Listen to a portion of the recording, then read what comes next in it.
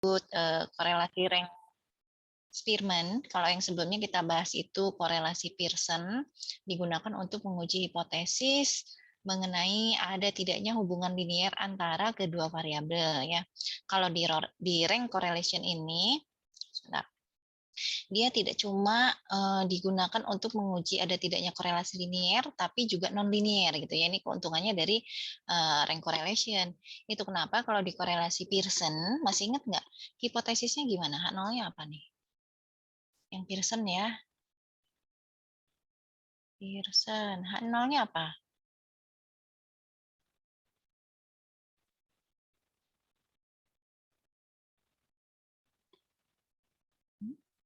Yang Liburnya ro.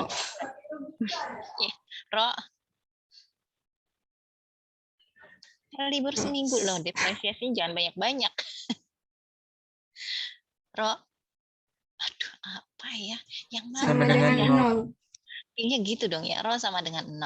Nah, satunya bisa tidak sama dengan 0, bisa kurang dari, bisa lebih dari. Ini artinya apa sih Ro sama dengan 0?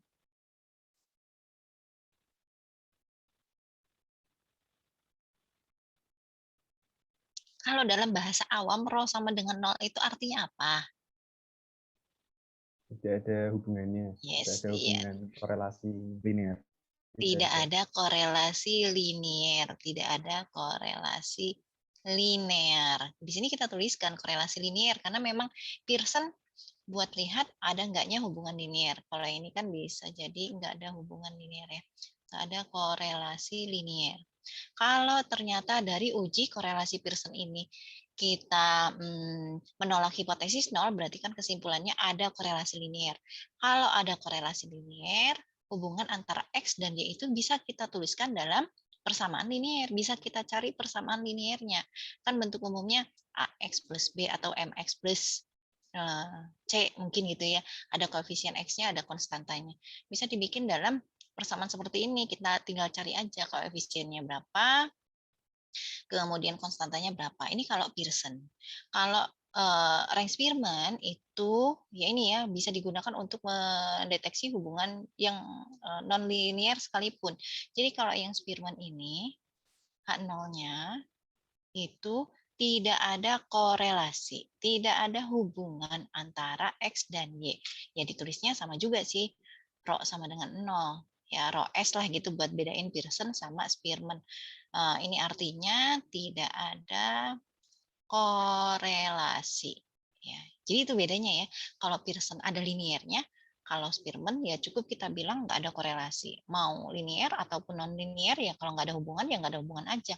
Kalau di Pearson begitu kita menyimpulkan nggak ada korelasi linier, belum tentu nggak ada hubungan ya. Bisa jadi ada, tapi hubungannya non linear. Kalau di Spearman, kalau kesimpulan kita nggak ada hubungan, ya udah selesai, gitu ya. Kemudian ini hipotesisnya ya, dan perbedaan antara Pearson sama Spearman. Kalau Pearson itu masuk ke dalam bagian metode parametrik yang membutuhkan asumsi populasinya berdistribusi normal atau jumlah sampelnya besar. Ukuran besarnya itu lebih dari atau minimal 30 ya, lebih dari sama dengan 30. Minimal 30 baru kita bisa pakai Pearson. Atau ada asumsinya tuh ya, diasumsikan populasi berdistribusi normal. Kalau korelasi rank itu masuk ke dalam bagian metode non-parametrik. Jadi nggak membutuhkan asumsi populasi berdistribusi normal. Gitu ya. Jadi kalau asumsi tadi nggak terpenuhi, N-nya mah udah kecil, populasinya tidak berdistribusi normal, berarti kan nggak bisa pakai Pearson. Ya pakainya rank correlation. Atau datanya dalam bentuk peringkat. Tadi kan kalau bukan dalam bentuk peringkat, pilihannya Pearson atau Spearman. Ya. Kalau N-nya kecil, nggak berdistribusi normal, ya berarti pakainya Spearman. Nah, kalau datanya dalam bentuk peringkat, ya pakainya Spearman ini, rank correlation. Nah, tadi hipotesisnya ya, setelah menyusun hipotesis, seperti biasanya prosedur selanjutnya itu kita hitung tes statistiknya. Nah, tes statistik dari correlation rank mengikuti rumus ini nih, gampang kan ya, nggak panjang, nggak segambreng kayak korelasi Pearson kemarin. Rumus R hitungnya, ini RS tuh S-nya bukan menunjukkan standar deviasi, tapi menunjukkan Spearman buat nandain ya. 1 dikurangi 6 sigma D kuadrat dibagi N dikalikan N kuadrat kurang 1. Kemudian setelah kita menghitung tes statistik, kita tinggal ngambil keputusan. Kalau di Pearson bisa pakai metode titik kritis, bisa pakai p-value. Di Pearson bisa satu arah, bisa dua arah. Tapi mengingatkan kembali, kan kalau pakai metode titik kritis atau metode tradisional, kita butuh titik kritis ya. Titik kritisnya kita peroleh dari tabel korelasi. Kalau Pearson A5, kalau rank Spearman A6 ada tulisannya. Kalian lihat di tabelnya ya, ada Pearson, ada Spearman. Nah, tapi tabel korelasi itu tadi diperuntukkan untuk pengujian dua arah. Jadi, kalau kita melakukan uji korelasi Pearson, tapi satu arah, kita nggak bisa atau kita nyari titik kritisnya bukan dari tabel korelasi. R-nya kita harus konversi dulu ke T, ya. Ke T pakai rumus yang waktu itu kita bahas ya. Tinggal manjat aja di slide ini ya. Kita konversi dulu ke T untuk menemukan titik kritisnya, baru ya ngambil keputusan. Nah, kalau rank correlation ini nggak ada konversinya ke T, jadi pengujiannya cuma dua arah, karena kita pakainya cuma tabel korelasi Spearman aja. Jadi walaupun dalam pernyataannya misalnya ada berhubungan negatif, berhubungan positif, tapi yang kita lakukan tetap uji dua arah, gitu ya. Nah, metode titik kritisnya kalau rank Spearman ini untuk N-nya maksimal 30, kita tinggal lihat aja dari tabel ini, A6 ya, yang ini. Kalau N-nya lebih dari 30, kita cari titik kritisnya dengan memasukkan ke rumus ini. Bu, kok bisa beda? Kenapa kalau lebih dari 30 nggak bisa pakai tabel aja? Di sini mentok cuma sampai 30 ya. Jadi kalau N-nya lebih dari 30 ya nggak ada di sini. Itu kenapa dicari titik kritisnya menggunakan rumus ini. Z-nya ini apa sih, Bu? Z ini titik kritis sesuai dengan distribusi normal standar. Jadi kalau kalian ingat nih, kalau alfanya 5%, ya, nilai titik kritis Z-nya, Z alfa per 2-nya berapa sih? Kan ada Z alfa per 2 dan negatif Z alfa per 2 ya kalau dua arah. Masih ingat nggak? Atau kalau nggak ingat ya lihat lagi di tabelnya. Berapa, Dek? Kalau alfanya 5% ya, Bu? Alfanya 5%. Z alfa per 2-nya itu 1,96. Sip, 1,96 Ibu negatif izin mengkonfirmasi ya, juga, Bu. Oke, apa? Ya, untuk partisipan Zoom-nya sudah lengkap. Oke, udah lengkap. Oke, makasih ya. Elgi sudah join. Nanti habis ini deh saya screenshot ya, supaya nggak ngulang lagi. Sebentar, saya update dulu presensinya. Simpan.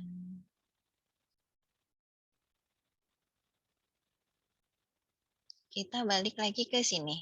Jadi, Z-nya ini tergantung dari titik kritis yang ada di distribusi normal standar. Ini berarti nilai positifnya kita masukin ke sini, ya dapatlah RS-nya berapa. Yang negatif 1,96 juga kita masukin ke sini, nanti dapat titik kritis yang ada di sisi kirinya, gitu ya.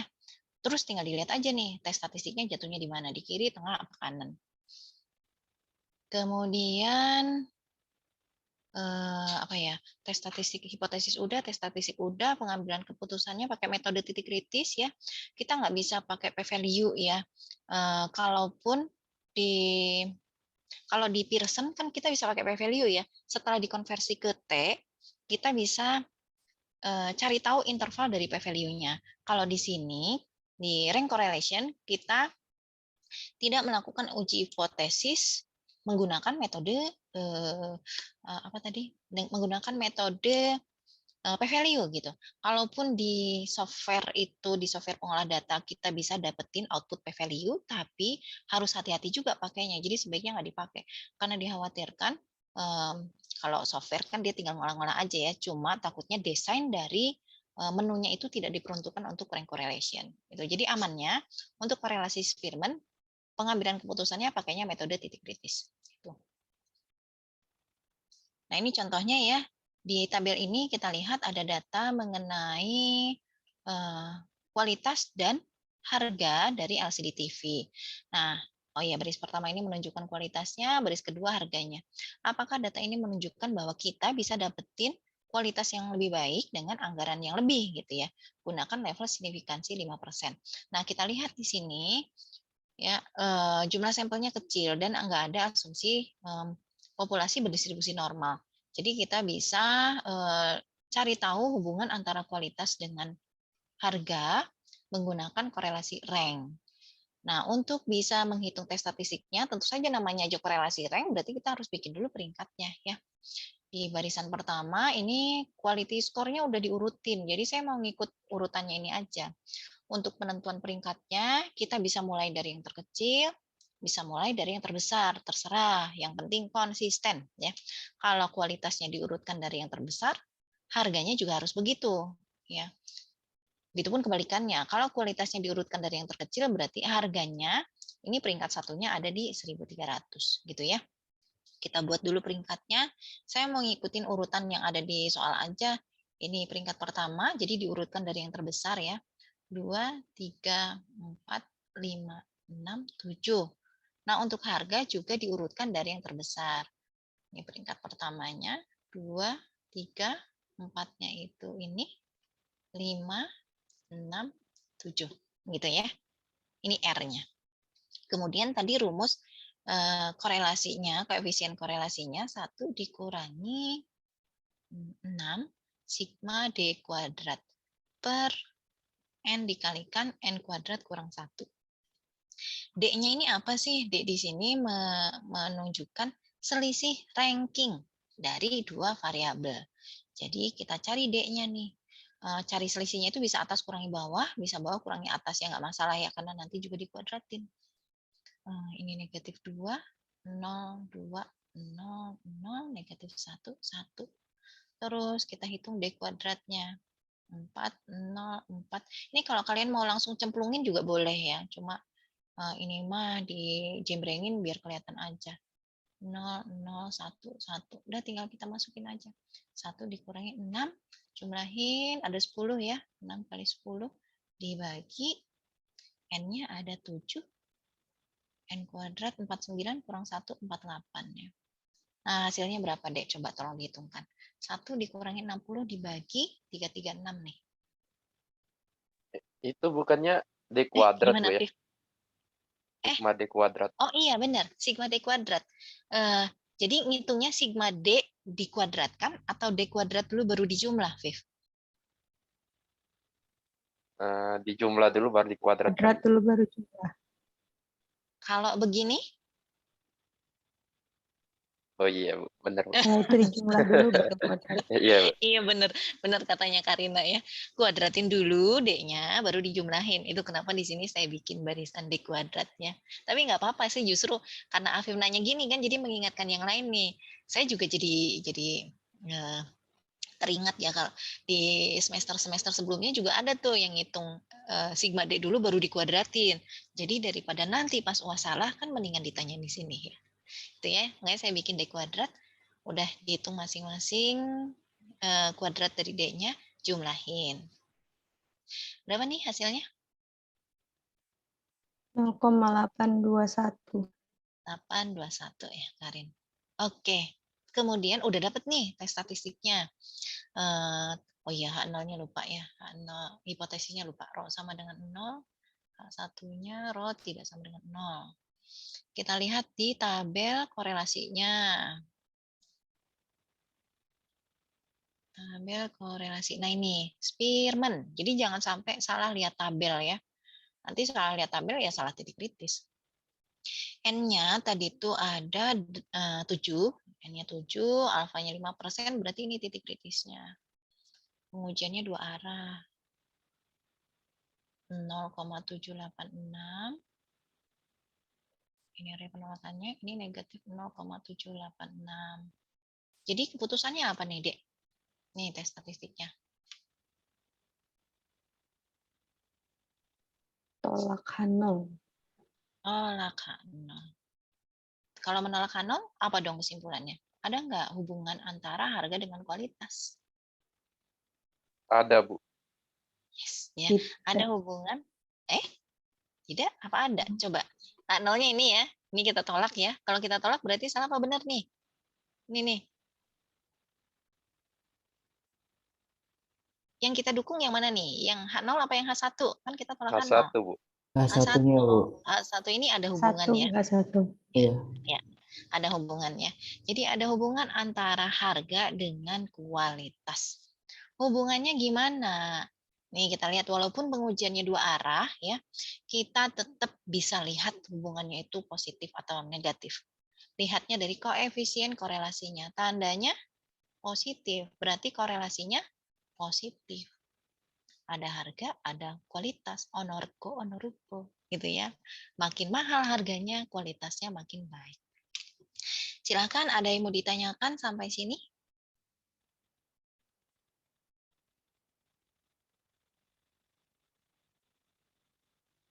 Bisa dipahami ya? Bu, berarti kalau Heeh. dia RS-nya negatif, gimana Bu? Korelasinya berarti ya negatif atau Kesimpulan. berbanding. Ya, ya.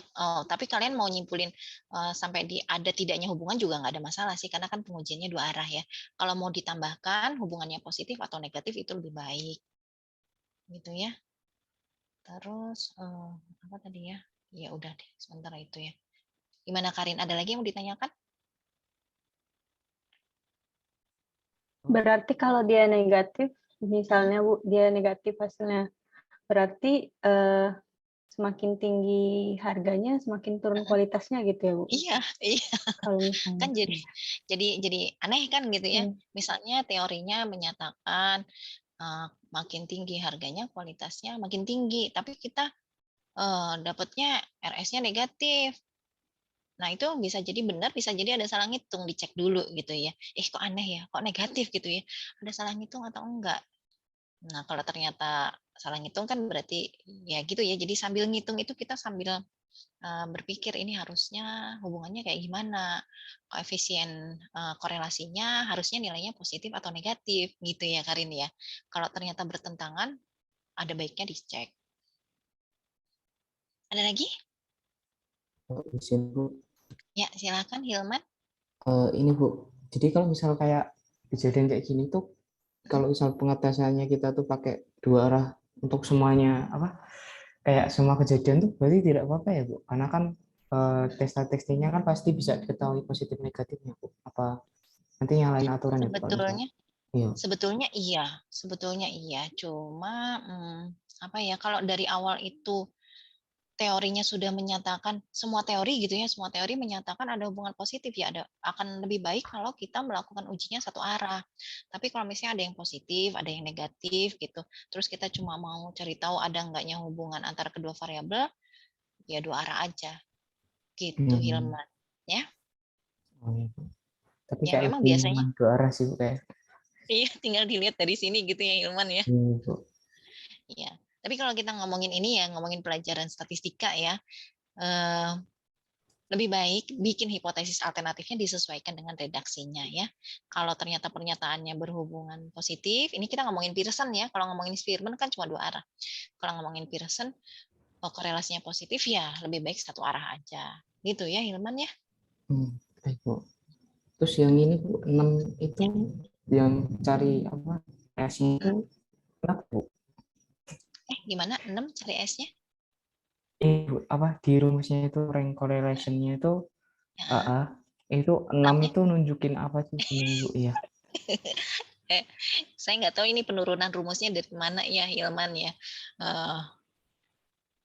Belum saya cari tahu gitu. Jadi mohon maaf 6-nya dapat dari mana saya belum bisa jelasin. Oh, iya. Ini hasilman banget nih penasarannya. Kok bisa jadi angka 6 ya? Mungkin ya itu ada hubungannya dengan bentuk umum dari korelasinya. Ini kalau di pelajaran mungkin ya di jurusan statistika gitu ya, mungkin ada penurunan rumusnya. Saya jadi ingat waktu saya belajar matematika dulu ya, waktu S1 matematika itu kan kita nurunin rumus ya, sampai akhirnya dapetin bentuk kayak gini gitu. Dulu sih memang tertantang buat ini 6 dapat dari mana? Saya ulik-ulik karena memang belajarnya juga kan jurusan matematika, terus memang interestnya ke sana. Nah, sejak saya belajar ekonomi, jadi yang kayak gini tuh di luar perhatian saya. Gitu ya, Hilman. Baik, Maaf ya, Hilman ya.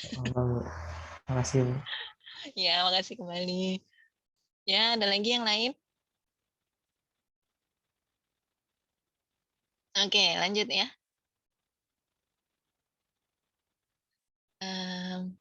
Saya bayanginnya gitu ya, kalau Hilman itu kayaknya zaman SMA mungkin dia suka ngulik-ngulik kan, di pelajaran saya dulu belajarnya pas matematika IPA itu kan suka diminta untuk membuktikan, "Buktikan bahwa ini sama dengan ini." Kan harus nyari bentuknya ya, sampai akhirnya ya dapat yang sama dengan, yang ada di sebelah kanan.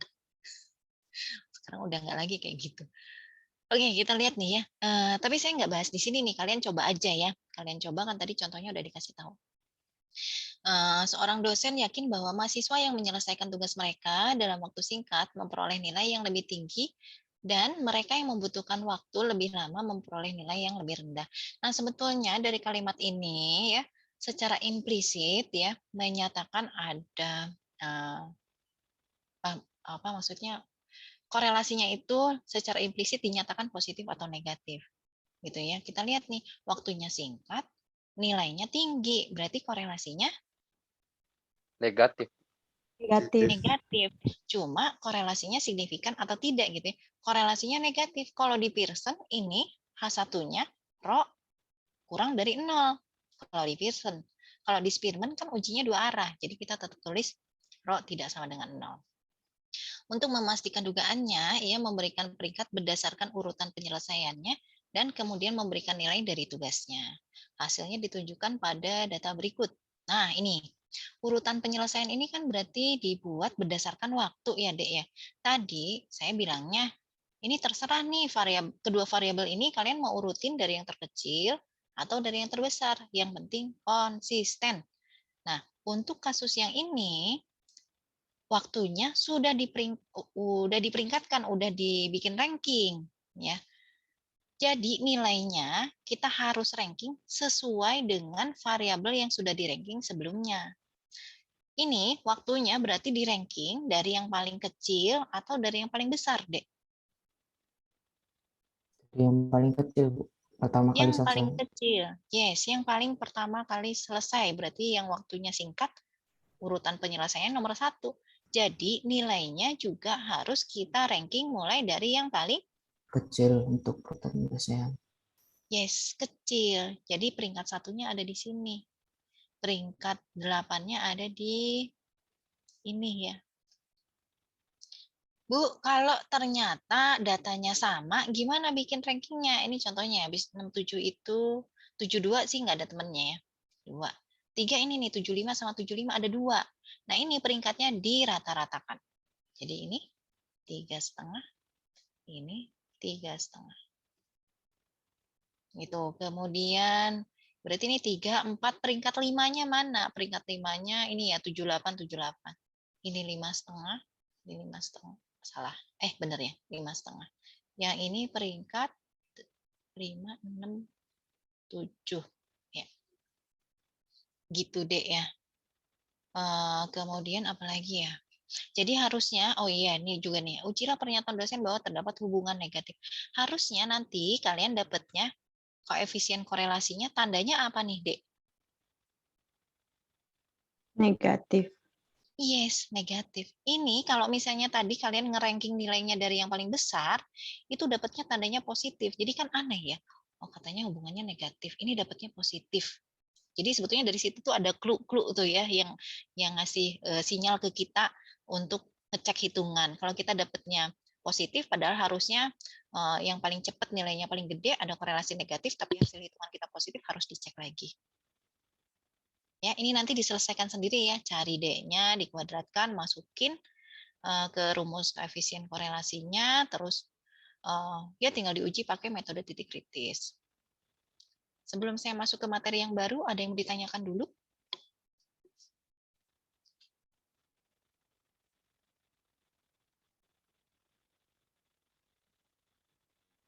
Oke, ya tinggal dicoba aja ya. Jadi itu ya, bukan karena rumus korelasi rank ini lebih mudah ya, kan dibandingin yang ada sigma XY, sigma X kuadrat, sigma Y kuadrat itu kan lebih keriting kan ya rumusnya. Ngitungnya lebih panjang. Kayaknya lebih gampang kalau pakai korelasi rank. Terus semua uji korelasi kalian pilihnya pakai rank, nggak bisa gitu ya, nggak bisa sembarangan.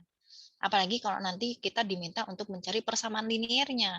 Kalau nyari persamaan linearnya ya berarti korelasinya pasti korelasi Pearson, bukan Spearman. Oke, silakan nyalakan kameranya. Saya mau screenshot dulu layar Zoom-nya.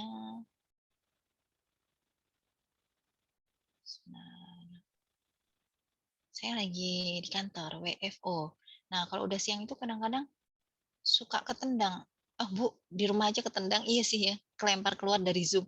Apalagi ini rame-rame pakai WiFi kantor. Mudah-mudahan nggak ada masalah hari ini ya. Oke, siapkan pose terbaiknya biar kelihatan cantik gantengnya. 1, 2, 3.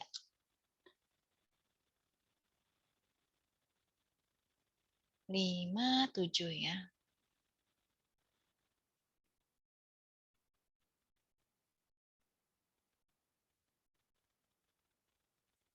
Layar kedua.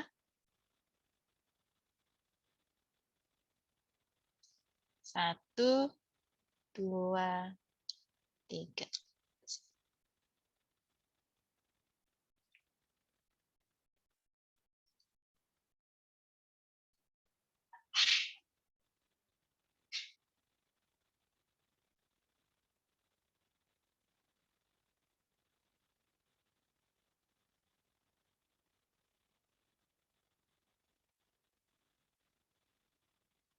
Ya, kita lanjutkan dengan materi goodness of fit test dan tabel kontingensi.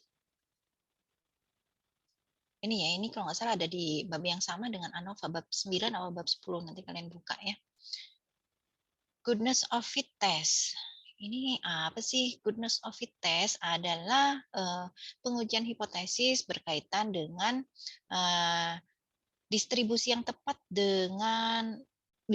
tepat untuk frekuensi data yang kita amati gitu ya. Jadi kita menguji klaim bahwa data tertentu mengikuti distribusi tertentu gitu. Bahwa data yang kita kumpulkan mengikuti distribusi tertentu. Nah, ini notasi yang kita pakai. O itu menunjukkan frekuensi observasi, ini frekuensi harapan ya.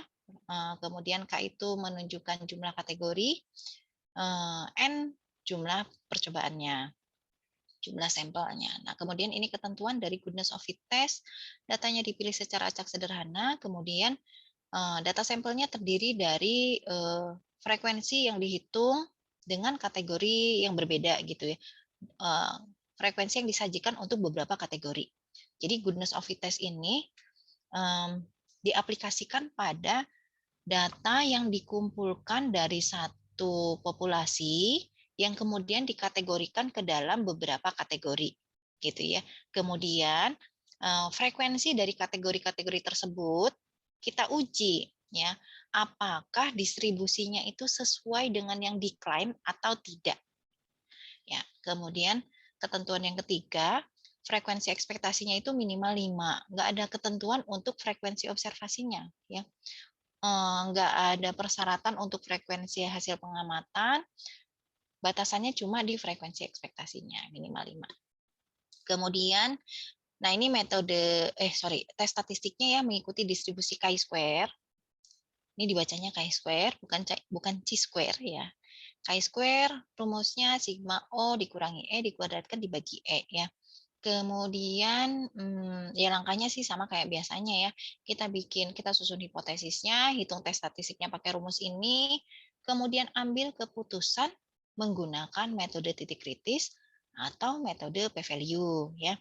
Kemudian karena tes statistiknya mengikuti distribusi chi-square, nanti titik kritisnya juga kita dapat dari tabel distribusi chi-square. Nanti saya kasih tahu cara bacanya. Nah, karakteristik dari distribusi chi-square ini mengikuti distribusi F. Kalau kalian ingat lagi, uji ANOVA ingat nggak? Yang mana sih deh uji ANOVA? Uji F kan digunakan, distribusi F digunakan untuk uji ANOVA ya. Masih ingat nggak uji ANOVA itu apa sih?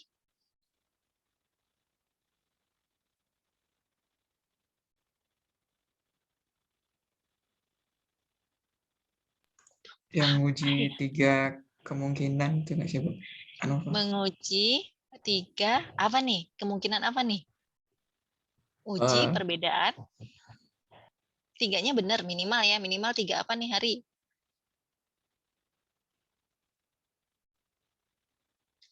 Uji beda.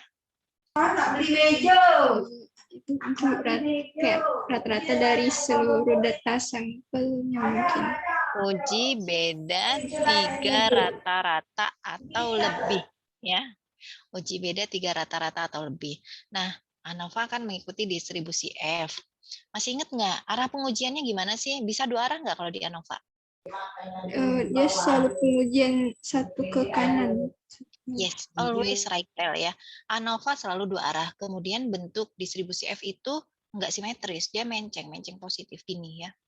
Nilai F-nya mulai dari 0, nggak bisa negatif, selalu positif. Makin ke kanan makin gede. Nah, chi-square juga sama kayak distribusi F. Mulainya dari 0, nggak ada tanda negatifnya. Nggak ada nilai chi-square negatif. Distribusinya juga menceng ya, positif. Dan always right tail. Berarti area penolakannya selalu ada di kanan untuk goodness of fit test. Ya. Kemudian ini kan chi-square-nya ya. Jadi nanti kan ini chi-square hitungnya ya. Kita lihat jatuhnya di sini atau di sini. Kalau jatuhnya di sini berarti gagal menolak hipotesis 0. Kalau jatuhnya di sini ya tolakan 0 gitu. Itu kan kalau pakai metode titik kritis. Kita juga bisa pakai p-value. Tapi berapa p-value tepatnya kita bisa dapetin kalau kita ngolah data pakai software. Kalau enggak, kita cuma bisa dapetin range dari p-value-nya dari tabel distribusi chi-square. Jadi kayak tabel T ya. Kan waktu kita uji beda rata-rata yang menggunakan distribusi T, itu bisa pakai p-value juga, cuma kita tahu p-value-nya cuma range aja, interval berapa sampai berapa gitu ya. Nanti saya ingetin lagi deh ya. Kemudian kita lanjut dulu. Nah, gimana cara menghitung frekuensi harapannya? Kan di sini ada rumus O dikurangi E dikuadratkan dibagi E. O-nya sih kan dari hasil pengamatan ya, dari yang tercatat berapa. Gimana cara ngitung E-nya? Kalau semua kategori itu punya probability yang sama untuk muncul, maka frekuensi harapannya ya tinggal N dibagi K aja, jumlah sampelnya dibagi kategorinya. Gitu. Kemudian kalau kategori itu tidak semua kategori punya probability yang sama untuk muncul, maka frekuensi harapannya dihitung pakai rumus ini, N dikalikan P. Jadi sebetulnya untuk menghitung frekuensi ekspektasi ini rumus umumnya. Tapi kalau P-nya sama semua kan jadinya khusus ke sini ya, N per K. Kalian mau pakai ini juga aman-aman aja. Kalau yang ini kan cuma kalau frekuensinya, probability-nya sama. Kalau yang ini bisa dipakai baik untuk yang probability-nya sama ataupun berbeda. Nah, ini contohnya ya. Dataset 1 yang ada di lampiran B itu menunjukkan berat badan dari 40 orang laki-laki yang dipilih secara acak dan 40 perempuan dewasa yang juga dipilih secara acak. Kemudian nih dikasih tahu nih, diinformasikan bahwa ketika kita mengumpulkan data berat badan dari subjek, sebenarnya ya lebih penting kalau kita itu nimbang langsung orangnya di atas timbangan gitu. Jadi kita bawa timbangan, orangnya ditimbang, kita catat daripada kita nanya mereka terus ya nyatet berdasarkan laporannya mereka. Kenapa? Karena dengan menganalisis digit terakhir dari berat badannya, si peneliti itu sebenarnya bisa memverifikasi berat badan berdasarkan hasil pengukuran yang sebenarnya. Gitu kan. Sama kayak gini kan ya, kalau saya nimbang badan itu misalnya berat badan saya 53,4. Nah, last digitnya itu angka di belakang komanya cenderung enggak saya perhatikan. Saya cuma bilang berat badan saya 53 gitu, ya. Itu kalau kita mengandalkan laporan berat badan dari subjek gitu. Itu kenapa lebih tepat kalau kita nimbang langsung, supaya kan kalau saya bilang berat badan saya 53 padahal sebenarnya 53,4, maka last digitnya akhirnya yang harusnya 4 jadi 0 kan ya. Kecenderungannya begitu. Jadi ketika orang-orang itu melaporkan berat badannya, mereka cenderung membulatkan berat badan mereka ke bilangan bulat. Jadi berat badan mereka akan punya last digit 0 ya. Saya bulatin ke 53. Kan 53 mah 53,0 gitu kan. Tapi kalau misalnya subjek itu kita timbang langsung pakai timbangan dengan presisi mendekati 0,1 pon ya, maksudnya itu ya memang menampilkan timbangan dalam 1 desimal, kita akan punya data berat badan yang terdistribusi uniform dengan 0, 1, 2 sampai 9 ini last digitnya ya. Last digit 0, 1 sampai 9 itu terjadi dalam frekuensi yang sama. Nah, tabel 11.2 menunjukkan distribusi frekuensi dari last digit yang dimaksud di sini yang di belakang komanya itu ya Dek ya, 1 desimal. Dari 80 berat badan yang ada di dataset 1. Nah, kita lihat nih di sini ada distribusi yang diklaim ya. Yaitu yang mana Dek? Sebelum saya kasih tahu kalian udah nangkep belum distribusi yang diklaim yang mana? Kalau masih ingat jenis-jenis distribusi.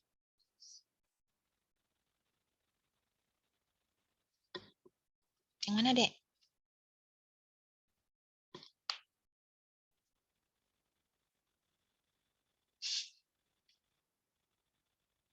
Aduh, Bu, Ibu ngomongin apa sih? Itu tulisnya bahasa Inggris lagi, pun nanyainnya distribusi lagi.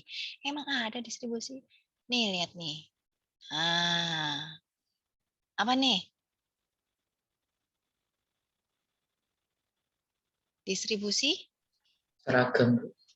Seragam atau uniform. Kalau distribusi uniform itu, frekuensinya gimana sih, Dek?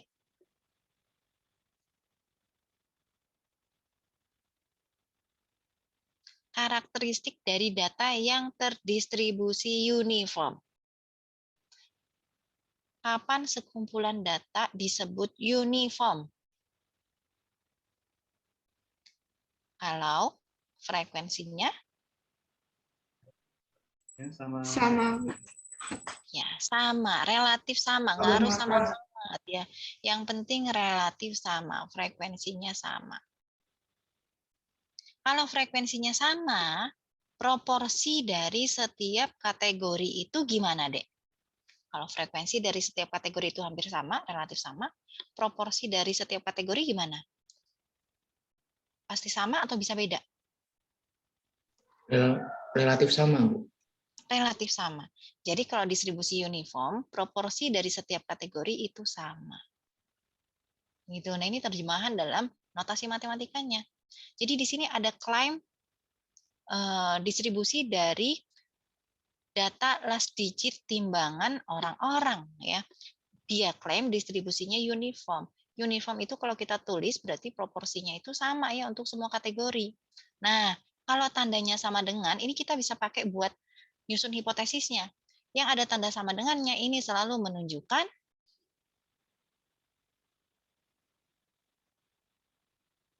ini pasti menunjukkan hipotesis Dua arah. Hipotesis dua arah, enggak dua arah. Kan tadi always right tell. Oh, iya. Hipotesis, Uniform. hipotesis, H0. iya. Oh itu toh Bu yang dimaksud. Ternyata cuma nanyain itu aja. Iya makanya mikirnya jangan jauh-jauh ya. Jawab dengan jawaban yang paling gampang dulu aja, siapa tahu benar. Hak satunya, ini kan berarti uniform ya. P1 sama dengan P2 sama dengan P3 sama dengan P4, ini istilah lainnya uniform.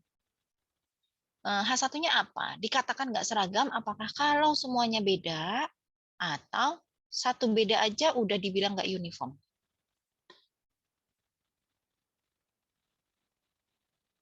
Satu beda aja nggak uniform. Satu beda aja udah nggak uniform. Jadi H1-nya setidaknya ada satu kategori yang proporsinya berbeda, gitu ya. Itu distribusi klaim distribusi yang kita mau uji, kemudian hipotesisnya. Klaimnya distribusinya uniform, hipotesisnya P1, P2, P1 sama dengan P2 sama dengan P3 sampai ini ya, P sama dengan 9. P9 sampai sama dengan P9. Oke, kita lihat datanya. Nah, ini last digitnya ya, ada 10 kategori, mulai dari 0 sampai 9. Angka di belakang komanya berarti 0 nih. Jadi dari tabel ini kita lihat ada 7 orang yang punya berat badan dengan last digitnya 0. Bisa aja berat dari ke-7 orang ini ada yang punya berat badan 53,0. Mungkin ada yang 75,0. Pokoknya yang dilihat cuma angka desimalnya aja ya deh. Dua angka yang di depannya nggak tahu berapa. Nah, contohnya ini nih, 201,5 berarti last digitnya 5 ya. Kita diminta untuk menguji pernyataan bahwa sampel yang dikumpulkan ini berasal dari populasi dengan berat badan di mana last digitnya itu tidak terjadi dengan frekuensi yang sama ya. Jadi sebenarnya sih klaimnya kita lihat nih, same frekuensi. Tadi kalau frekuensinya sama itu distribusinya gimana? Seragam, Bu. Uniform. Seragam. Tapi di sini klaimnya tidak uniform. Ini pernyataannya. Tapi walaupun pernyataannya begini, H0-nya ya tetap uniform. Tadi ya P1 sama dengan P2 sama dengan P3 begitu seterusnya. Uniform, H1-nya tidak uniform. Saya tulis singkatnya aja ya. Gitu. Nah, kemudian ini ada frekuensi hasil pengamatan ya. Ini O-nya. Gimana E-nya?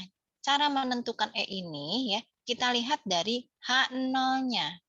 H0-nya uniform ya. Uniform itu artinya apa? Makanya tadi saya tulis ini ya. P1 sama dengan P2. Ini harusnya mulai dari P0 ya, last digit 0. P1 sama dengan P2 sama dengan P3. Supaya nanti kebayang untuk menentukan E-nya. Kalau proporsi dari setiap kategori itu sama, maka frekuensi harapannya berapa sih, Dek? Ini probability-nya sama semua. Nyari E-nya gimana caranya? Ini kan tadi N-nya ada 80 ya.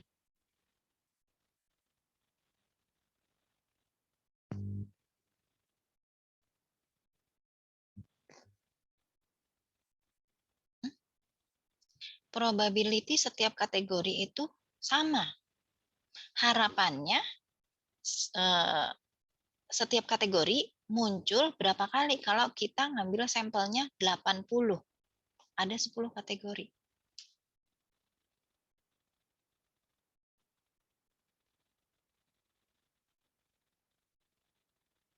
Oke, saya coba contoh yang lain deh.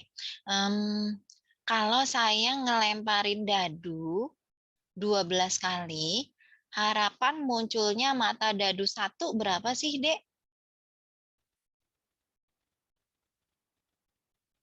1/6, Bu. 1/6 itu kan probability-nya. Kalau saya ngelemparin 12 kali, berarti harapannya saya dapetin berapa kali tuh? Munculnya berapa kali? 2, Bu. 2, benar. Kan kalau 1 kali pelemparan 1/6. Kalau 12 kali pelemparan ya 1/6 dikalikan 12 gitu kan ya, 2 kali. Nah, ini juga sama kan. Setiap kategori itu probability untuk munculnya sama. Kok sama, Bu? Ya kan klaim di H0-nya uniform. Proporsinya sama semua. Kalau proporsinya sama semua, kita ngambil sampelnya 80, berarti harapannya setiap kategori itu punya frekuensi berapa?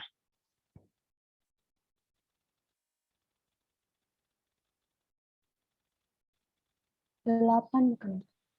8 dari 80 dibagi kategorinya 10 ya. Jadi masing-masing frekuensi harapannya 8. Gitu ya. Di sini udah ada sih hitungannya, cuma nanti kalau soalnya diganti, kalau kalian tinggal lihat-lihat aja, saya khawatir juga ya kalian ngeblank ya. Ini hipotesisnya, tes statistiknya. Nah, ini hitungannya nih. Frekuensi harapannya masing-masing 8 karena tadi klaim dia 0-nya P1, P0 sama dengan P1 sampai sama dengan P9. 80 bagi 10 ya 8. Kita masukin ke rumusnya, dapatlah chi-square hitungnya 11,25. Ya. Kemudian, gimana caranya ngambil keputusan pakai metode titik kritis? Saya kasih tahu cara baca tabel distribusi chi-square-nya dulu. Nah, ini tabel distribusi chi-square ya, kita perhatikan nih. Di sini ada informasi area to the right of the critical value. Jadi, baris pertama ini ya, menunjukkan area ke kanan dari titik kritis tertentu. Kalau misalnya titik kritisnya di sini, oh berarti ke sini. Gitu. Dia cuma ngitung luas daerah dari chi-square tertentu ke kanan. Jadi informasi yang ada di tabel itu harus diperhatikan supaya kita tahu cara baca yang tepat nih. Kayak kalau di tabel distribusi normal ya, tabel distribusi normal. Ini kan kita lihat nih, oh area arsirnya dari Z ke kiri. Berarti dia ngasih taunya itu luas daerah dari Z tertentu ke kiri. Ya. Kalau chi-square yang dia tunjukin dari chi-square tertentu ke kanan. Berarti kalau kita mau cari luas daerah yang sebelah kiri, ya tinggal dikurangin aja gitu ya. Kemudian tadi kita dapat titik kritis, tes statistiknya. Tes statistiknya itu 11,25. Nah, untuk baca tabel distribusi chi-square, kita butuh degree of freedom. Degree of freedom-nya itu untuk goodness of fit, nilainya sama dengan K dikurangi 1. K-nya ini jumlah kategori. Jadi tadi kan ada 10 kategori, ya, degree of freedom-nya jadinya 9. Ini degree of freedom-nya, alfanya 5%, jadi titik kritisnya ini. 16,919. Oh, nggak usah gambar di situ. Ini 16,919. Ini chi-square hitungnya, tes statistiknya. Jadi keputusannya apa dong, Dek?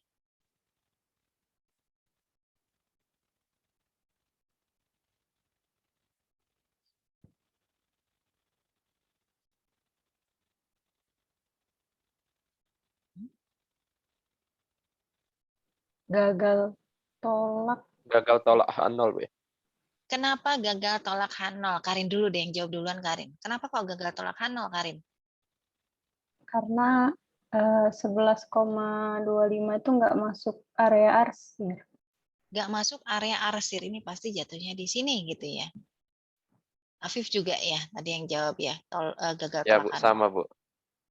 Sama, karena always right tail, jadi kalau chi-square hitungnya itu kurang dari chi-square tabel titik kritis, maka kita gagal menolak hipotesis 0.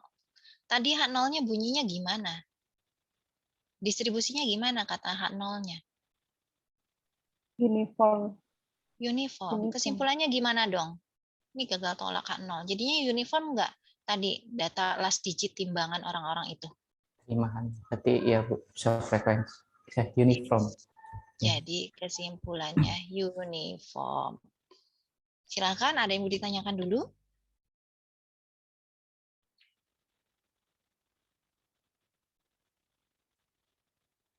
Kalau pakai p-value gimana? Tadi kita dapat chi-square-nya. Chi-square hitungnya 11,25.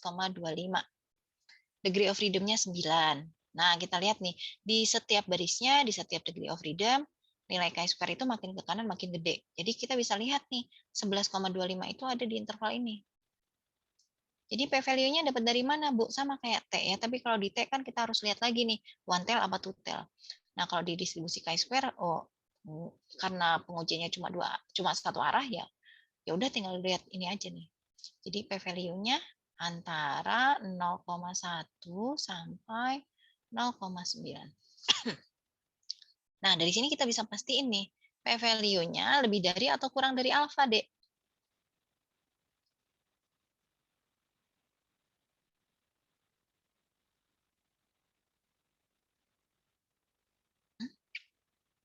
P-value-nya lebih besar dari 0,1, tapi lebih kecil dari 0,9.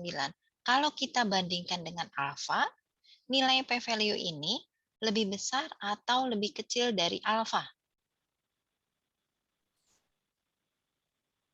5%. Faisal, udah open mic. Gimana? Hanya tadi 5% kan, Bu? Berarti ya lebih Ya. dari.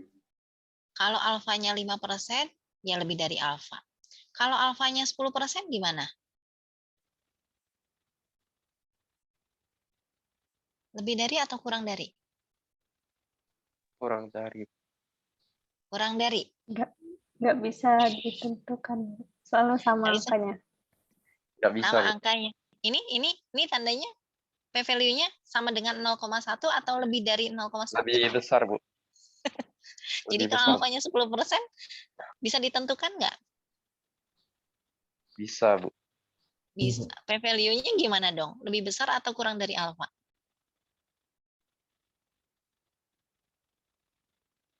Iya, bingung lagi. Lebih besar, Bu. Yes. Gagal tolak 0 juga ya. Itu ya. Oke, kita coba contoh lain deh. Misalnya saya dapat chi-square hitungnya 15. Degree of freedom-nya masih 9 deh. Ini p-value-nya kira-kira berapa sih, Dek?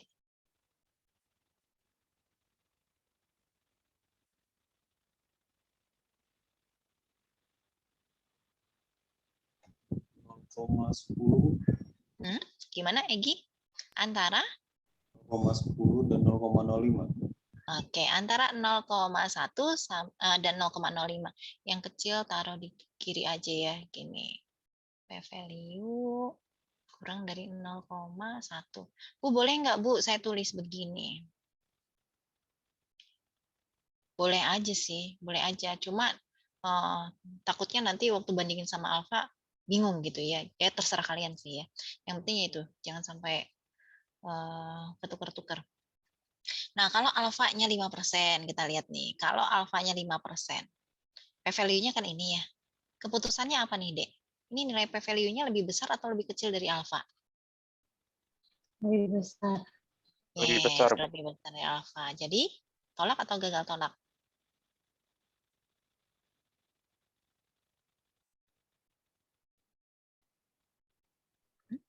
Gimana, Faisal? Hah? Gagal tolak. Yes. Habis saya cuma dengar lak gitu ya. Nah, kan tolak sama gagal tolak sama aja dong bunyinya. Gagal tolak kan nol. Kalau kita pakai alfanya 10%, p-value-nya Lebih kecil. Kurang dari.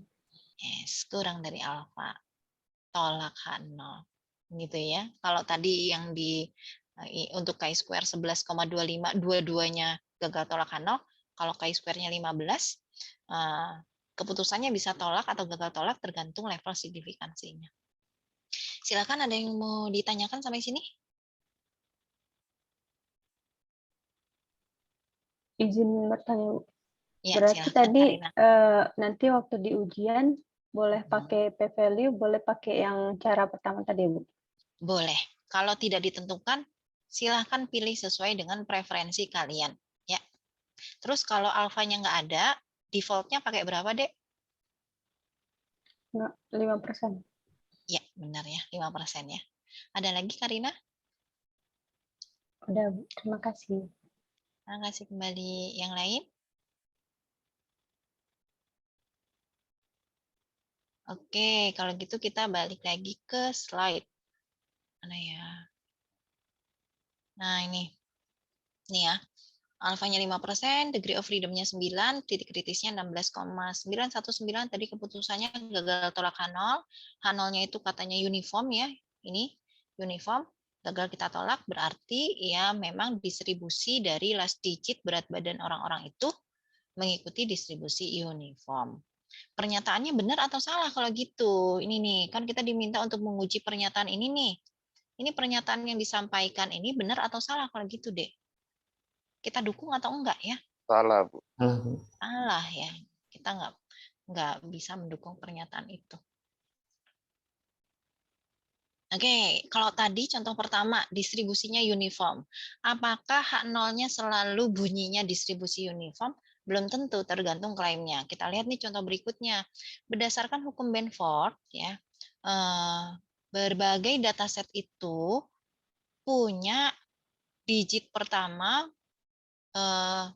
mengikuti distribusi sesuai yang ada di baris pertama ini.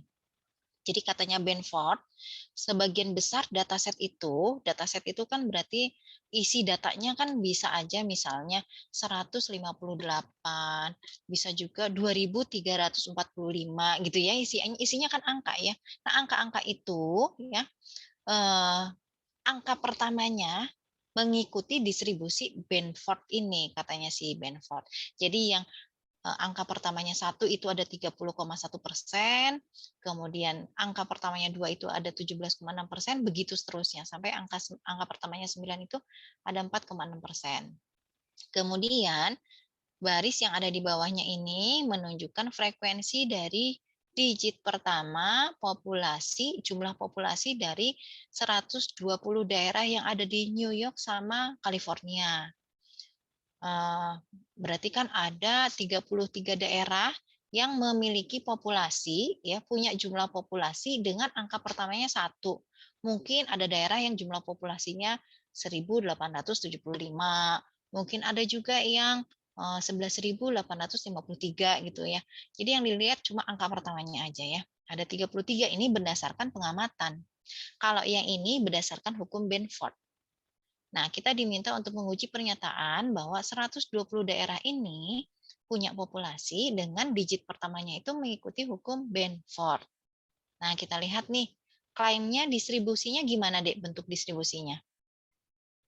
Kalau tadi kan ya, klaimnya uniform. Jadi kita bisa tulis nih, P1 sama dengan P2 sama dengan P3 sampai sama dengan P9.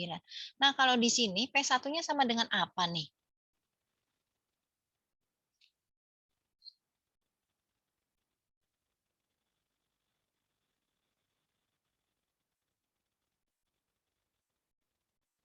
Sama dengan apa ya? Apa yang ditanyain Bu Ani? Saya dapat clue-nya dari mana ya? Distribusinya katanya yang diklaim mengikuti hukum apa, Dek? Hukum Benford, ya. Benford. Katanya hukum Benford, distribusinya kayak apa? Angka pertama, persentasinya berapa katanya hukum Benford? Angka pertama 30,1%. Jadi P1-nya berapa kalau sesuai dengan distribusi Benford? 0,3. 0,3. Iya, kalaupun nggak mau dibikin dalam bentuk desimal gini, dalam persentase juga boleh ya, benar ya. P1-nya 0,301. Terus katanya Benford P2-nya berapa? 17,6. Yes, benar, gitu ya. Sampai P9-nya 0,046. Ya. Ini jadi apanya nih, Dek? Kalau kita nyusun hipotesis ini jadi apanya nih?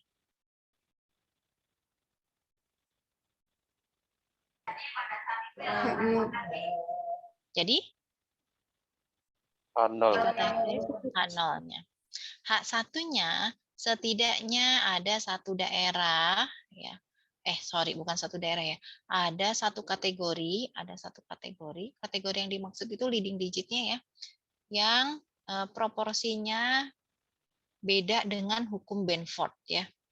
Kemudian mengingatkan lagi, H0 ini clue buat kita menentukan frekuensi ekspektasinya. Frekuensi pengamatannya yang mana sih, Dek? Baris pertama, baris kedua, baris ketiga?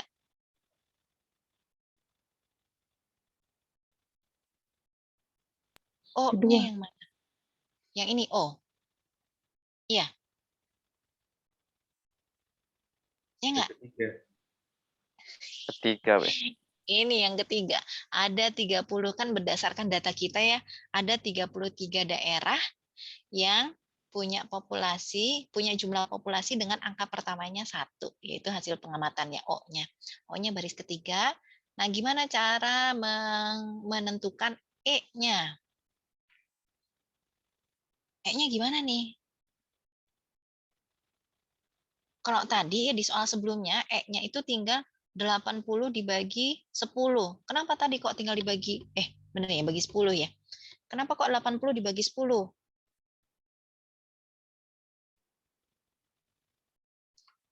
Karena kategorinya ada 10. Karena kategorinya ada 10 dan jumlah frekuensi 80. Jumlah frekuensi 80, iya. Terus? Kenapa kok tinggal dibagi sama semua kategorinya? Soalnya equal. Harapan yang sama, Bu. Karena equal ya, proporsinya sama semua. Kalau di sini proporsinya beda. Jadi frekuensi ekspektasi untuk digit pertama berapa, Dek?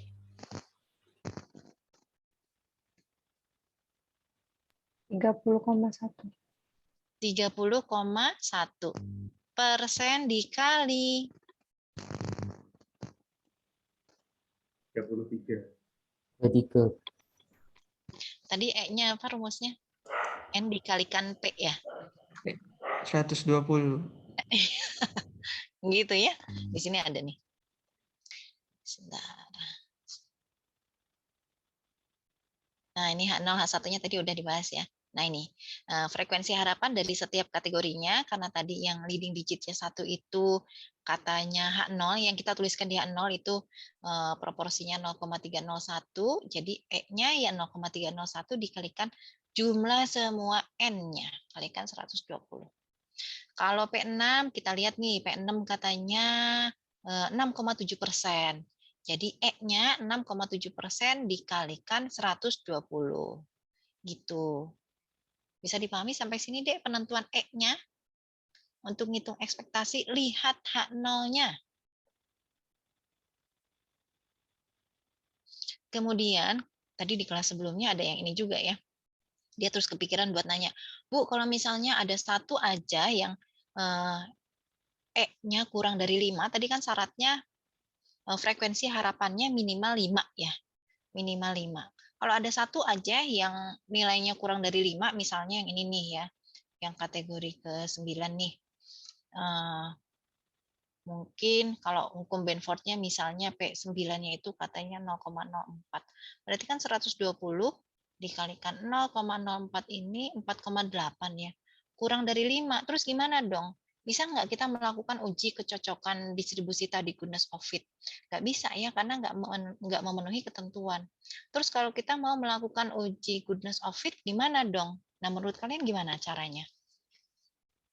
Supaya E-nya minimal 5 gimana dong? Nambahin, Bu. Tambah sampel. Sip. Nambah N-nya ya. Dengan menambah N aja ini kan bisa naik ya. Misalnya kalau ini kan N-nya 120, kayaknya ya 126 aja udah bisa lebih dari 5 gitu ya. Jadi bukan berarti kita benar-benar nggak bisa ya. Kita tambah sampelnya supaya bisa melakukan uji goodness of fit.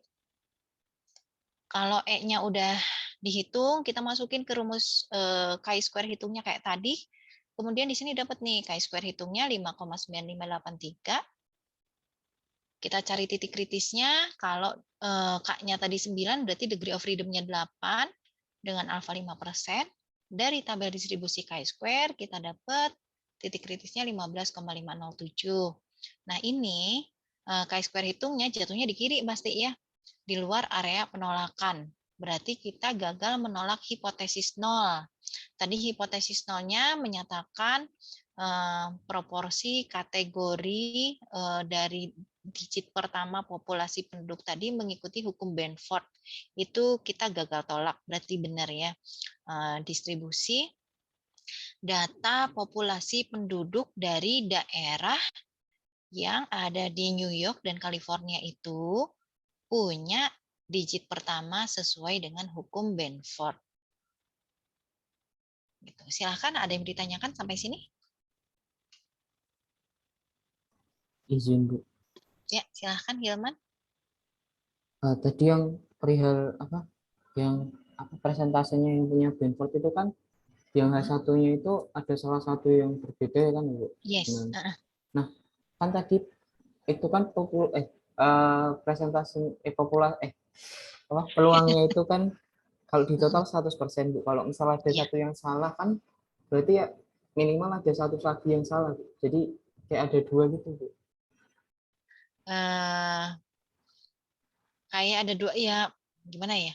Oh, maksudnya Hilman itu ini harusnya totalnya 100%. Kalau ada satu yang nilainya misalnya ini 0,05. Harusnya yang lain yang ini misalnya 0,047 gitu ya, berarti kan ada dua. Nah, yang dimaksud dengan H1 itu, ini kan angkanya bisa aja nggak sama persis dengan proporsi yang ada di hukum Benford ya, Hilman ya. Kayak misalnya nih, yang leading digitnya 1 itu kan ini ada 33. 33 dibagi 120 berapa ya? Harusnya kan 0,301 ya. 33 bagi 120 berapa deh yang pegang kalkulator? Saya kalau buka Excel jadinya banyak. 0,275 gitu ya. Jadi angkanya itu mungkin nggak sama persis dengan ini. Nggak sama persis, tapi apakah perbedaannya signifikan atau tidak gitu, Hilman. Ya, nggak harus sama persis. Cuma seberapa jauh perbedaannya. Kalau cuma BT, ya BT-nya pun kan juga kita ukurannya nggak subjektif ya. Ya beda tipisnya itu ya melalui uji hipotesis ini. Kalaupun perbedaannya tipis dan tidak signifikan ya kita bisa anggap kalau distribusi datanya mengikuti hukum Benford. Gitu Hilman. Baik, Bu, bisa. Terima kasih, Bu. Masih kembali, ada lagi?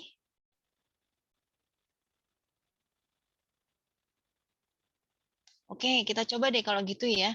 Nah, ini nih. Kalau lihat soal dalam bahasa Indonesia kayaknya lebih cerah gitu ya. Kalau bahasa Inggris apa ini artinya ya? Mana bingung nerjemahinnya, mana angkanya keriting. Nah, ini soalnya gampang, angkanya kecil-kecil. Untuk menghibur hati kita lah ya, kalau angkanya kecil-kecil enak buat dihitung. Jadi kalau kita, ini pengalaman saya sih, kalau saya bisa ngerjain satu soal gitu, saya jadi seneng gitu ya, termotivasi buat nyoba soal yang lainnya. Tapi kalau di soal pertama aja udah keriting ya, sayanya udah mental-mental puyeng gitu ya. Jadi jangankan mau ngerjain soal yang lain, mau menyelesaikan ini aja butuh perjuangan gitu ya, soal yang sedang dikerjakan. Kita lihat nih, sebuah distributor alat penggilingan padi membagi pasar menjadi 4 wilayah ABCD. Ada informasi bahwa pendistribusian alat penggilingan merata pada setiap wilayah. Untuk membuktikan pernyataan tersebut, diambil 40 arsip sebagai sampel dengan informasi seperti pada tabel. Ujilah hipotesis yang menyatakan bahwa distribusi alat penggilingan di keempat wilayah merata atau sama. Nah, ini uji goodness of fit. Kenapa? Karena ngomongin distribusi data. Klaimnya distribusinya gimana sih, Dek, dari soal ini? P1 sama dengan P2 sama dengan P3, P4. Oke, itu H0-nya. Tapi sebelum ke sini, klaim distribusinya, ya istilahnya apa nih? Seragam, uniform. Seragam. Atau ini PA ya, PA, PB, PC, PD, uniform. H1-nya setidaknya ada satu wilayah yang proporsinya berbeda gitu ya. Nah, coba kalian hitung dulu tes statistiknya, terus ambil keputusannya. Benar nggak nih pernyataan ini bahwa distribusi penggilingan di keempat wilayah merata? 5 menit ya, coba ini ya. Insya Allah selesai lah 5 menit. Angkanya kecil soalnya.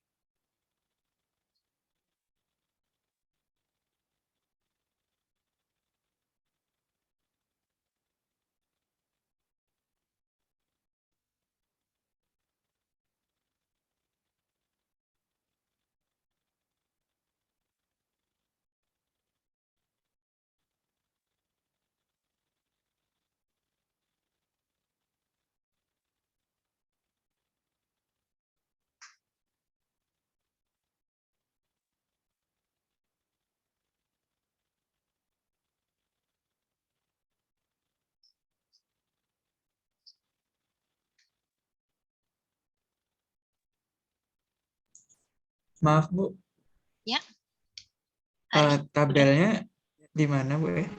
Kalau boleh tahu. tabelnya ada di Triola halaman berapa nih ya? 600. Sebentar. Tabel distribusi chi-square kan ya? 607 PDF-nya. Udah mau selesai ya, udah lihat tabel.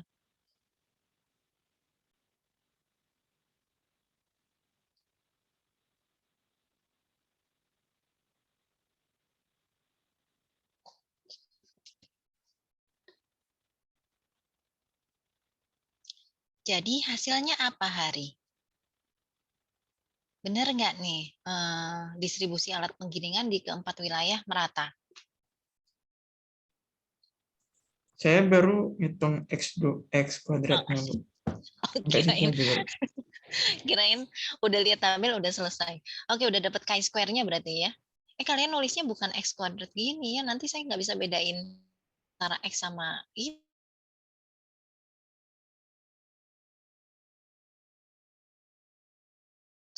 Si gambar X itu panjangnya kurang lebih sama. Kalau chi-square itu rada-rada melambai. Ada lekukannya. Ini O-nya ya. E-nya berapa nih, D, dari A, B, C, D? 10 Bu. 10. Oh ya, sama semua ya. Jadi, masukin kan ke rumusnya tadi, sigma O kurang E kuadrat per E. Jadi nanti, tadi di kelas sebelumnya ada yang nanya ya karena hasil hitungannya beda. Ini kalian ngitungnya berarti, contohnya ya, yang A itu 6 kurang 10 kuadrat dibagi 10. Terus yang B 12 kurang 10 dikuadratin bagi 10. Begitu seterusnya sampai yang D ya. Ini hasilnya berapa D harusnya? 4. Kurang 10. 4 bulat ya, 4 teng ya. 4 Bu. Oke. Ini chi-square hitungnya. Chi-square tabelnya berapa? Langsung saya gambar. Berapa, Dek?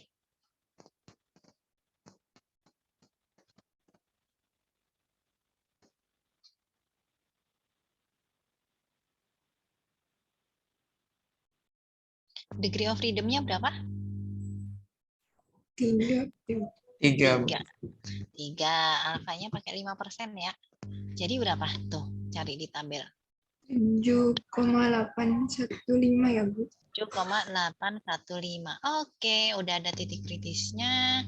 Ini statistik ujinya. Jadi keputusannya Gagal tolak. gagal tolak. tolak. Ini pertanyaannya gimana dong?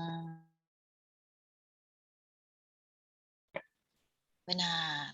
Gitu ya. Benar, tapi kalau di UAS ya dibuat kalimatnya ya, bukan benar. Pernyataan benar.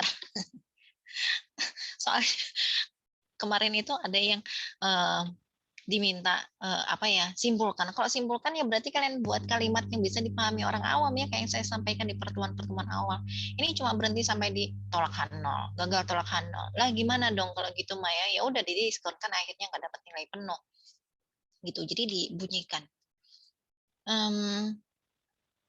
Ada yang mau ditanyain dulu nggak sebelum saya lanjut ke uji independensi?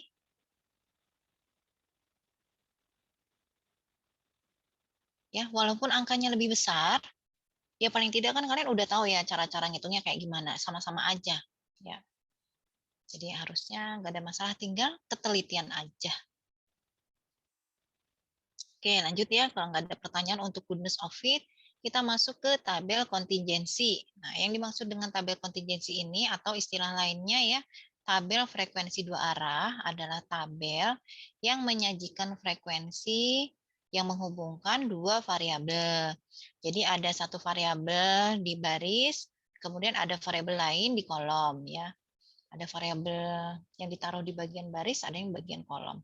Kemudian di setiap variabel itu masing-masing ya dikategorikan lagi ke minimum 2 kategori. Jadi tabel kontingensi itu setidaknya terdiri dari 2 baris sama 2 kolom ya. Variabel yang ada di baris dibagi ke dalam 2 kategori minimalnya, variabel yang ada di kolom juga dibagi ke dalam minimal 2 kategori. Gitu.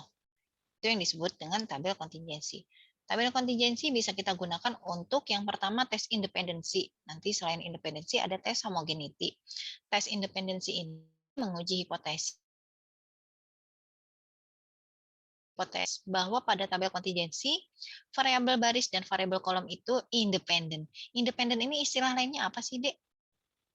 Ada hubungan atau tidak? Ada pengaruh atau tidak?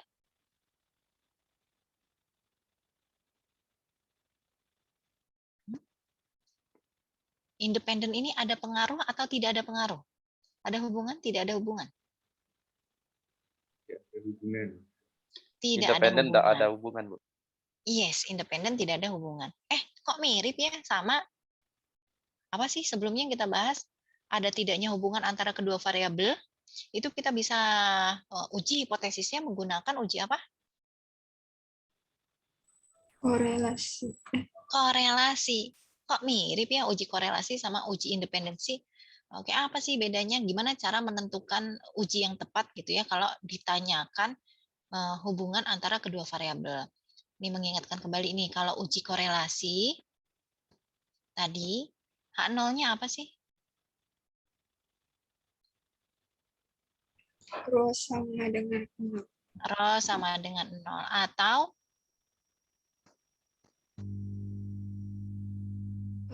Tidak ada hubungan linear. tidak ada hubungan linier. Kalau Spearman ya nggak ada hubungan aja ya.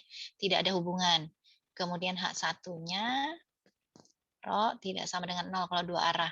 Ada hubungan. Uji independensi juga sama loh, Dek. Ya. Jadi enak kan ya cara mengingat-ingat H0 sama H1-nya. H0-nya ini tidak ada hubungan, tapi kita nggak tulis rho sama dengan 0 karena tes statistiknya simbolnya bukan rho. Ya. H0-nya tidak ada hubungan, atau ini istilah lainnya tadi independen. Jadi H0-nya independen. Tentunya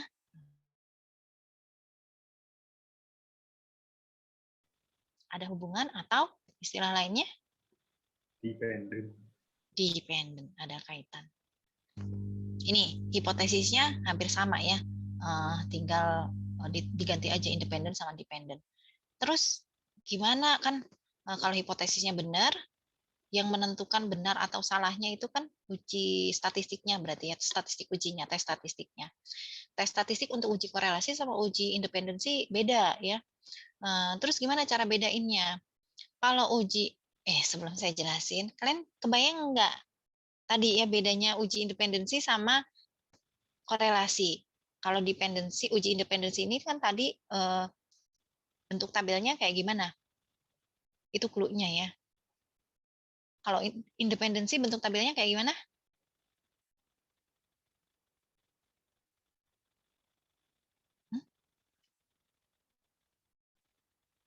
Sebelum slide ini ngomongin apa, Dek?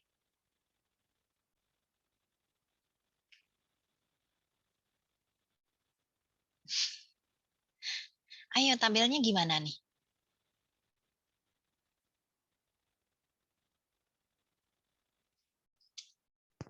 Kan kalau kalian diminta untuk menguji ya, apakah ujilah pernyataan bahwa ada hubungan atau ada pengaruh antara pajak dan konsumsi, tingkat pajak dan konsumsi. Nah, gimana kalian tahu ini kalian uji menggunakan uji korelasi dan uji independensi?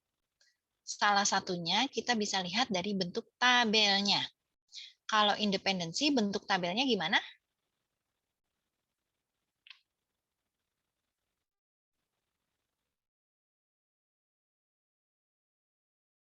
Tabel kontingensi ya. Kalau independensi tabel kontingensi. Tabel kontingensi itu kayak gimana? Ini misalnya ngomongin pajak sama konsumsi ya. Kalau korelasi ini variabel pajak dan variabel konsumsi enggak dikategorikan lagi. Jadi misalnya dua-duanya antara korelasi sama independensi dua-duanya disajikan dalam bentuk tabel. Tapi kalau korelasi variabel pajak sama konsumsinya nggak dikategorikan lagi. Misalnya ya, ini kolom pajak, ini konsumsi. Kemudian ini tingkat pajaknya nih tahun, misalnya 2000, 2001. Jadi di sini ada data pajak tahun 2000 sekian, konsumsi sekian. Jadi isi dari tabelnya ini merupakan data individu ya, bukan data berkelompok. Kalau independensi, dua-duanya nih ngomongin pajak sama konsumsi ya. Kalau independensi, pajak sama konsumsinya itu dibuat kategori lagi. Pajaknya kita bisa kategorikan, PPh itu ada berapa kategori sih, Dek? Kita bisa bagi ke dalam berapa kategori? Yang 21, 22 gitu. Atau PPh 21-nya aja, ada berapa tarif? Itu juga boleh sih ya, jenis PPh. Tapi yang mempengaruhi konsumsi itu sebagian besar kan 21 ya. Ya nggak sih? Ada berapa tuh kategorinya? Itu 3, 4. 5%. 3 apa 4 tuh? 15%, 25% sama 30. Katanya ada lagi Bu baru. Oke, yang baru ya, pakai yang lama aja. Jadi ada 4 ya Hilmannya. Nah, misalnya pajaknya kita kategorikan lagi. Ya tadi dari 5% ya, 5%. Ini kategori 1, 2, 3, 4 gitu deh ya, biar gampang. Terus kolom ini barisnya menunjukkan variabel konsumsi. Terus yang ini gimana ya nulisnya ya? Ini konsumsi. Konsumsinya juga dikategorikan kalau di BPS itu level konsumsi penduduk itu dibagi ke dalam beberapa kategori, tapi saya belum cek ya mulai dari berapa. Misalnya kurang dari 15 juta per tahun, terus antara 15 juta sampai 25 juta, gitu. Ini dikategorikan lagi. Nah, kalau kita mau cari hubungan antara pajak dengan konsumsi, dalam bentuk tabel seperti ini, maka kita melakukan uji independensi. Tapi kalau yang kiri, di mana pajaknya tidak dibuat dalam kategori yang berbeda, konsumsinya juga begitu, maka ini kita melakukan uji korelasi. Gitu. Bisa dipahami bedanya sampai sini?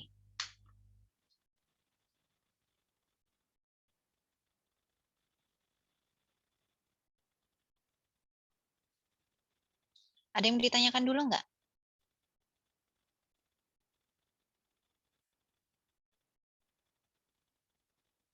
Oke, lanjut dulu ya.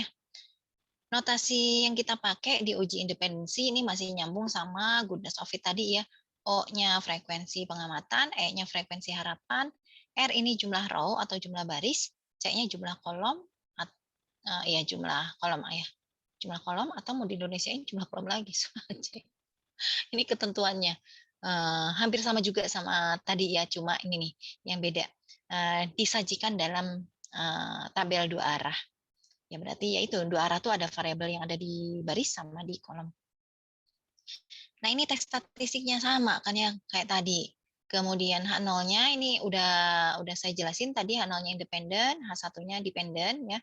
Variabel yang ada di baris itu tidak berhubungan atau tidak ada pengaruhnya sama variabel yang ada di kolom. H1 berhubungan. Tes karena bentuk tabelnya itu 2 arah, ngitung E-nya itu pakai rumus ini. Total baris dikalikan total kolom dibagi dengan grand total. Pengambilan keputusannya bisa pakai metode titik kritis, bisa pakai p-value. Nah, kalau pakai metode titik kritis, tadi di goodness of fit, degree of freedom-nya itu dicarinya pakai K dikurangi 1, ya, jumlah kategori kurang 1. Kalau di independensi ini, degree of freedom-nya jumlah baris kurang 1, dikalikan jumlah kolom dikurangi 1. Tes independensi juga always right tail, jadi area penolakannya selalu di kanan. Ya, prosedur selanjutnya sih sama kayak tadi ya, goodness of fit. Nah, ini contohnya nih ya. Gimana cara menentukan frekuensi harapan dari tabel kontingensi. Nah, di sini ada data hasil eksperimen atas ekinase, karena ekinase itu dipercaya bisa menghindarkan kita dan menyembuhkan kita dari sakit batuk katanya gitu ya. Sehingga untuk membuktikan itu, si peneliti kemudian mengumpulkan sejumlah sampel, sejumlah responden ya. Kemudian sejumlah responden ini dibagi ke dalam 3 kelompok treatment. Dikasih treatment yang berbeda ya, 3 kelompok treatment. Ada yang dikasih efek placebo, ada yang dikasih ekinase dengan ekstrak etanol 20%, ada yang dikasih ekinase dengan ekstrak etanol 60%. Sebentar ya, adzan. Ini dulu, istirahat dulu.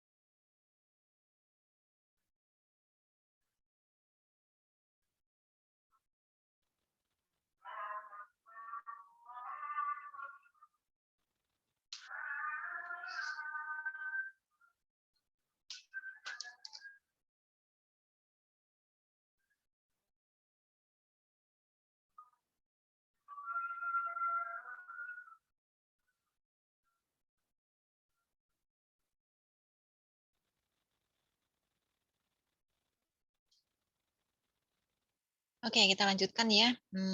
Jadi dari tabel ini kita bisa lihat bahwa ada 88 orang yang dikasih treatment placebo dan terpapar virus gitu ya. Jadi ini ceritanya setelah subjek itu dikelompokkan ke dalam 3 kelompok treatment, terus mereka dipapar sama rhinovirus. Ya, rhinovirus itu virus yang menyebabkan batuk nih, di sini ada ya. Kemudian setelah dipapar virus, grup yang dikasih efek placebo itu 88 kena infeksi, 15 itu nggak kena infeksi. Nah, yang dikasih treatment ekinase ada 48 yang kena infeksi, 4 yang tidak. Yang dikasih treatment ekinase dengan ekstrak etanol 60% ini ada 42 orang yang kena infeksi, 10 yang tidak. Jadi ini menunjukkan frekuensi hasil pengamatan. Nah, frekuensi ekspektasinya gimana? Tadi dihitung pakai rumus ini. Jadi kita perlu ngitung total baris sama total kolom dulu ya. Baris pertama kita hitung jumlahnya ada 178, baris keduanya 29, kemudian kolom pertama ada 103, kedua 52, 3, 50. ini sama kolom pertama, frekuensi harapannya lihat ke sini, sama ke bawah. 178 kali 103 bagi 207. Hasilnya 88,57. Kalau saya mau cari frekuensi harapan yang ini, Dek, 2 ya. Gimana cara nyarinya?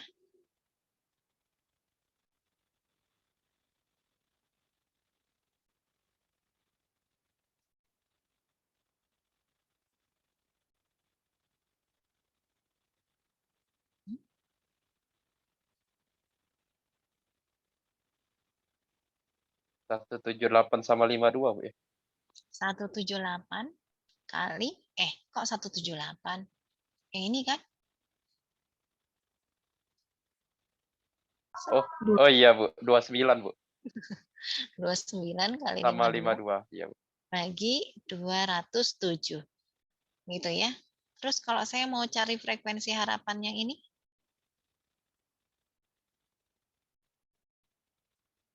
17852. 178 kali 52 bagi 207. Gitu ya.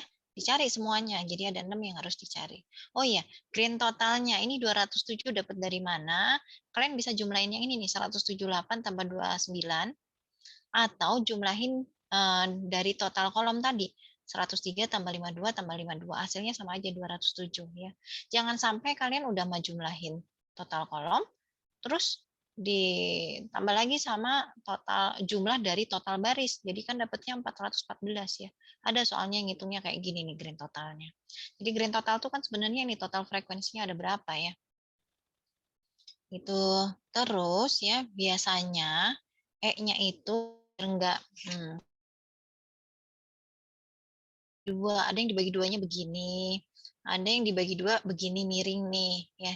Jadi frekuensi observasinya di sini misalnya 88. Frekuensi ekspektasinya di bawahnya nih 88,57 gitu. Jadi nggak ketukar juga karena kan nanti ada formula O dikurangi E dikuadratkan ya.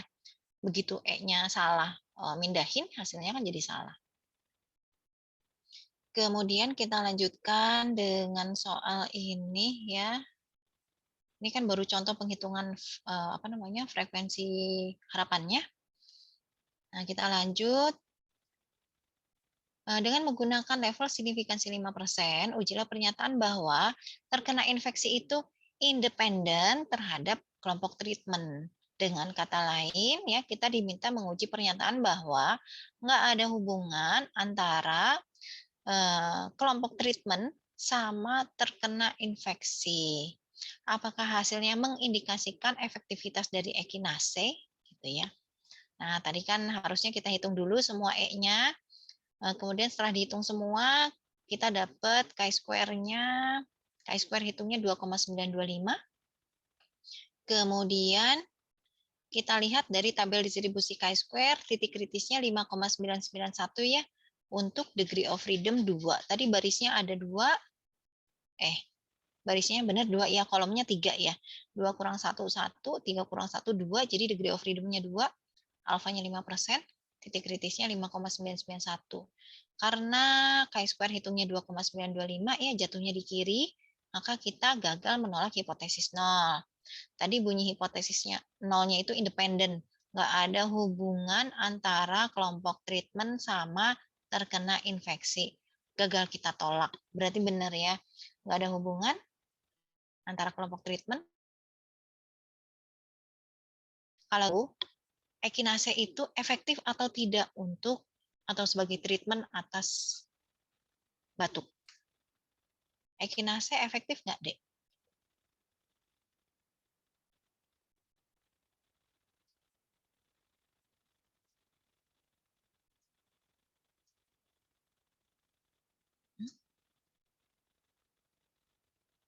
Kalau nggak ada iya gagal tolak H0. Kalau gagal tolak H0 tadi kan nggak ada hubungan antara treatment sama terkena infeksi. Jadi obatnya Mbak ekinase obatnya tidak efektif. nggak efektif. Ekinasenya nggak efektif. Gitu ya. Silahkan ada yang mau ditanyakan dulu sebelum kita lanjut. Udah jam 12:08 ya. Nah, saya tutup kuliah dulu sebelum tulit-tulit.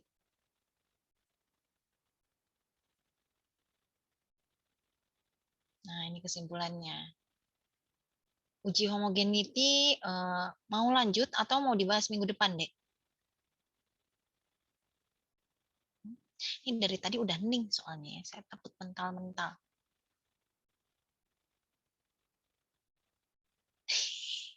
Soalnya gitu mungkin juga kuliah deh. dari ini, Bu.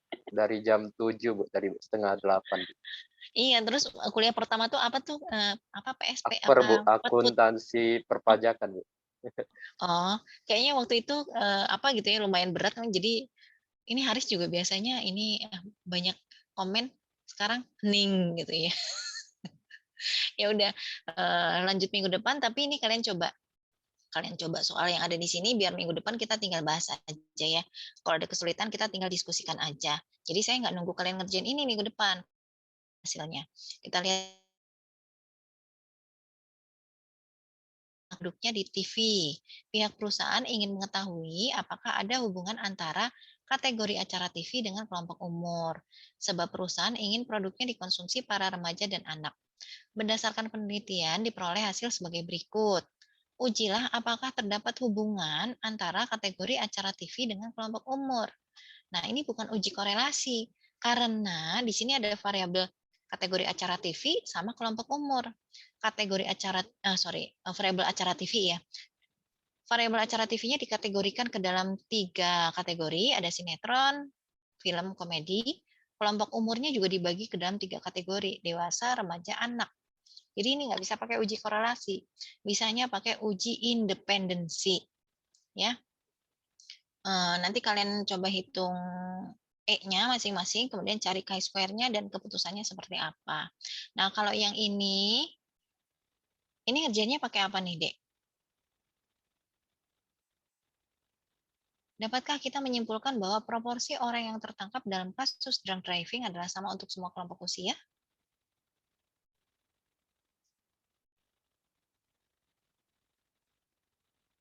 Ada yang punya ide?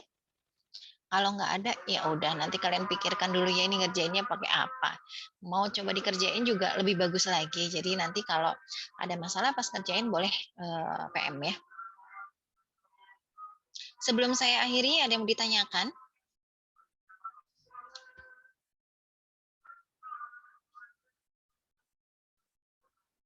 Oke, nggak ada kayaknya ya. Hening-hening aja. Kalau begitu saya cukupkan dulu materi hari ini ya, Dek ya. Terima kasih banyak atas partisipasinya.